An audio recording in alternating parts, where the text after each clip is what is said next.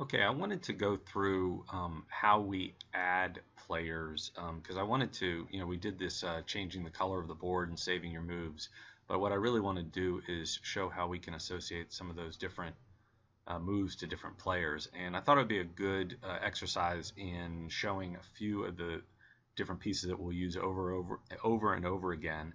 One is the jQuery sort of on load function, which just basically means rather than waiting for us to have to click a button, it's going to run whatever functions we want when the page loads. The other thing is the ability to use an array of elements. And I'm going to show you how to do that. And then I think there was another thing, maybe it was variables, I'm not sure. But bottom line is I took the page that we just did where we have our, we move around and it does our colors here. I must have made a change there so that the colors aren't showing up. But what I want to do is show that we can add players. So let me just do this really quickly and then I'll show you. So I'm going to say Frazier is going to play as green, and I add a player, and you see that my list of players changes as let me move that over a little bit just so I can have a little more real estate. So my list of players changes, and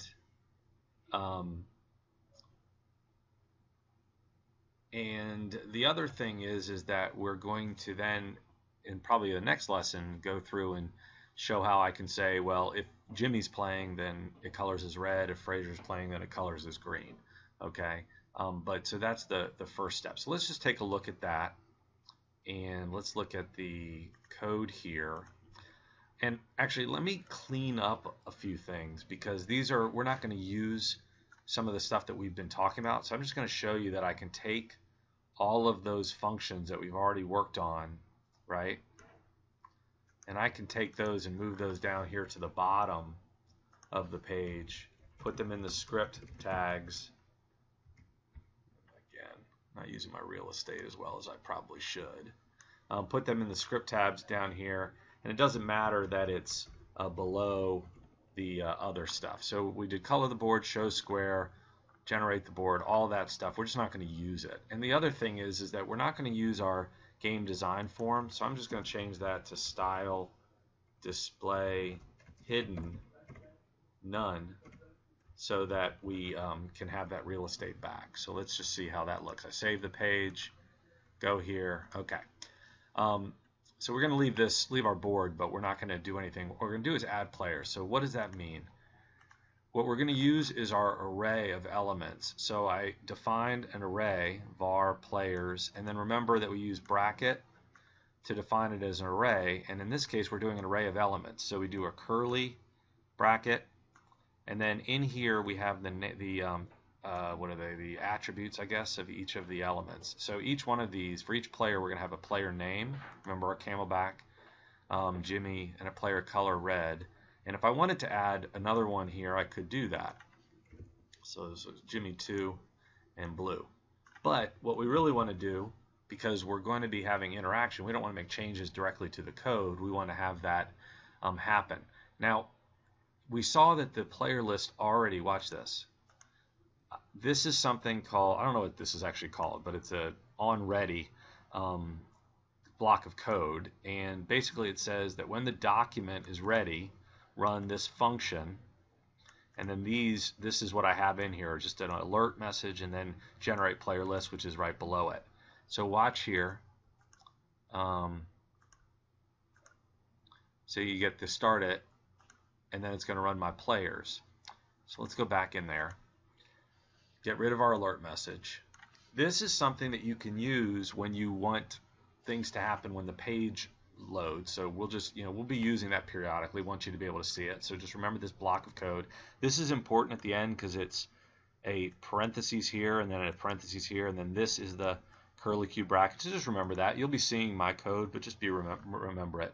And then here we're using a for loop to run through the list of players that we have, right? Right now we have 2 players. So this is like what we did when we were creating the board. We have for I equals 0. I is just a variable, so right starts as equal to 0.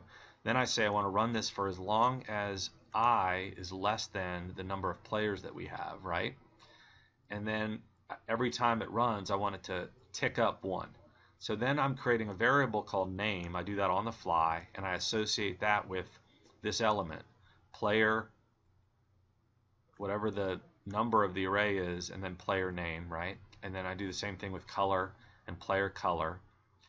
And then I'm doing the same thing I did when I created the board, is I'm creating a variable called text1, and I'm adding to it every instance. And then I, rather than having to write players, this is just variables, right? Rather than having to write players I dot player name every time, I just do name and color. And remember, this is very important. This is the stuff that screws me up all the time. So I think it'll, probably will screw you up if you just don't develop that real attention to detail. Remember quotes and then the plus signs, etc. And then you put your text1. I'm going to put it in player list. So that's how you generate the list, right? So we see that. I run this, and it generates the list automatically. But then how do we add to the list? Because this becomes important, and this is called adding to an array.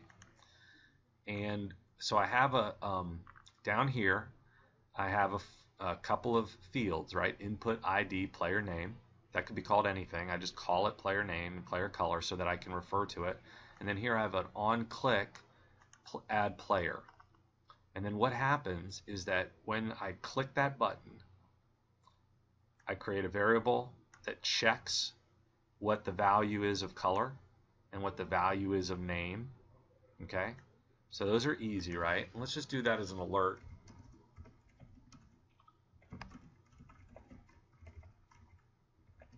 And this is fine. I can just do a plus as long as I don't have any HTML in there.